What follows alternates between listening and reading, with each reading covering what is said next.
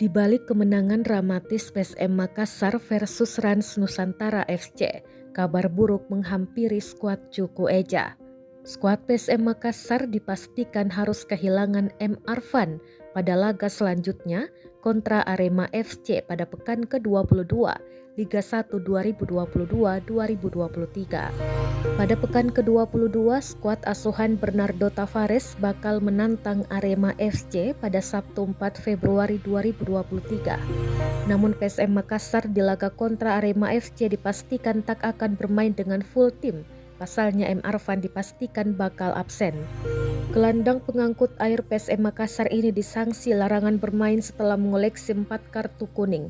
Kartu kuning keempat yang didapat M. Arfan kala PSM Makassar menumbangkan Rans Nusantara FC.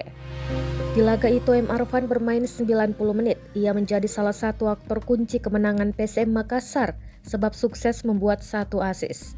Bernardo Tavares pun harus putar otak mengingat peran M. Arfan begitu vital di skuad PSM Makassar.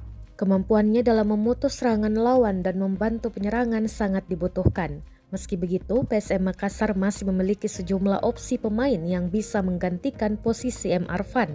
Pemain yang dimaksud diantaranya yakni Ananda Raihan dan Brian Kesar. Khususnya Ananda Raihan setelah absen di laga kontra Rans Nusantara FC, ia kembali bisa diturunkan.